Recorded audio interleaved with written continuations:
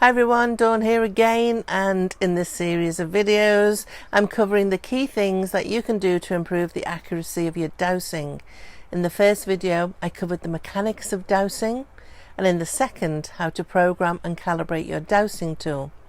The last video was an important one, and that was all about cultivating the dowsing state of mind, which is pretty key in improving the accuracy of your dowsing. And in this final video it's all about the art of the question. Now, the old adage, garbage in, garbage out, is true for the practice of dowsing. A good dowsing outcome requires the right input in the form of the question.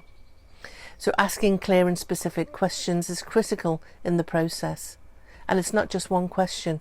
You'll probably have to ask a series of questions, and we usually call that a question string, to get all of the information that you want. Now, for the most part, our questions are limited to yes or no answers.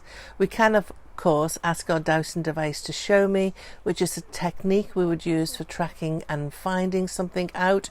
We can use, dowsing charts. But in this video, I am going to concentrate on information dowsing, which really needs a yes or a no answer.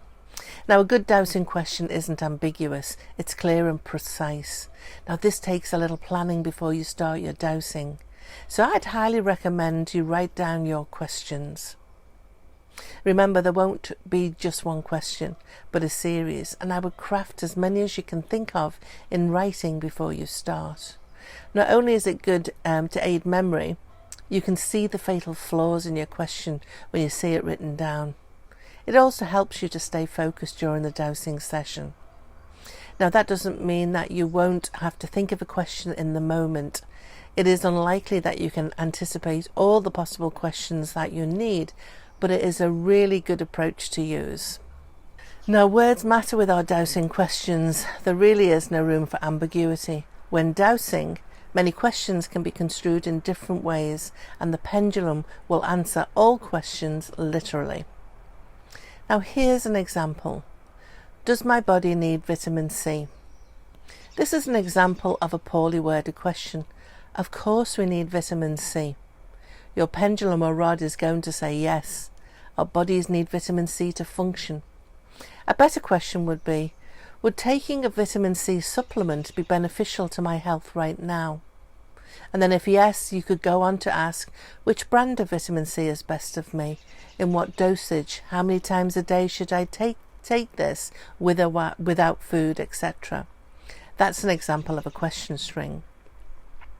Another example is, should I drink this second glass of wine? Sounds a bit wishy-washy to me. What criteria is your pendulum going to use to determine if you should or not? What exactly are you asking? Getting clear about what you are trying to determine is key to asking the right question. In this example, it might be that you're wanting to know if having a second glass of wine will be harmful to your health or not.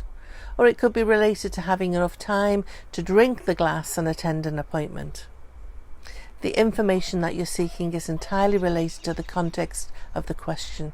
Let's try this. Would the second glass of wine be harmful to my health? A little clearer, but the would is still ambiguous. Perhaps substitute this for will. This moves the question from a future state to the present moment in time. Now, what about a question about your finances? Will I be rich? This lacks specificity. Rich is a subjective measure. Rich in what? How rich? If you want to know if you'll acquire financial wealth, be specific about that and the measure that you place on being wealthy. Will I achieve an income of, insert figure of your choosing, by the end of this current year, is a clearer question. Now, you'll find clear and precise questions are not short. They're usually fairly long but very specific, so there's no room for misinterpretation. Often our unconscious and superconscious mind has a different interpretation of a word than your conscious mind does, so it's best to be very, very clear. The trick with the questions is to critically evaluate them to see if they're ambiguous or not.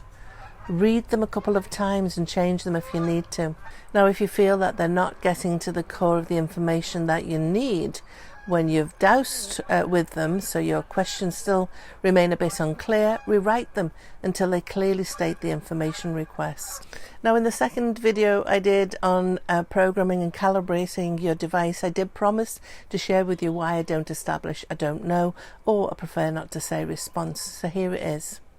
Now, in dowsing, we need to establish a few ground rules to our dowsing first. And you may have heard the 3 dowsing questions: may I, can I, and should I. Lots of dowsers use these questions, as do I, but I use them with some tweaking to the language. So can I? Well, this question is really about whether or not we're in the correct head and heart space to dowse. Can I physically, emotionally, and mentally dowse? Now, this question can trip us up if we're not clear about what we're asking. Of course you can dowse, but are you in a fit state to accurately dowse in this moment? So a more precise way to find this out is to shift the question a little. Consider asking, am I physically, emotionally, and mentally able to dowse accurately in this moment? Now, the question may I is all about permission, and I think this, along with the should I, gets to the nub of ethics. You see, dowsing has the potential to find out anything you want, but in the doing of this, we can ride roughshod over the wants and needs of others. Now, if the dowsing is about you, I don't see the need to ask this. But if you're dowsing on behalf of somebody else, or trying to unravel the mysteries of the landscape, I do think that it's right and proper to ask permission. In my opinion, we're asking our higher self, or in the example of earth energy dowsing, we're asking spirit of place, which is the consciousness of the land. So the question that I ask is, may I dowse now? To find out, insert what you're hoping to achieve. Now, the final question is, should I? At the very heart of this question is ethics. What it really means to me is this something that I have the right to be asking about? Again, if we're dowsing solely for ourselves, it's a moot point. You have the right to. But if you're dowsing for anybody else, or again for earth energy, I think it's an essential question that keeps our ego in check. Just because we're able to find out the information doesn't mean it's the right thing to do, no matter how much we want to know. For me, it feels a bit like crossing a line and imposing our will onto something. Now, if we get used to asking these questions before our dowsing session, we don't need a maybe or prefer not to say swing. A simple yes or no will suffice. So I hope this helps you to get into the habit of creating your questions in a way that they're clear and precise. Now, it might seem like a waste of time when all you want to do is grab your pendulum or rattle off some questions, but it's time well spent, as it's going to help you achieve far more accuracy in your dowsing and in turn help you in life. Tatah for now.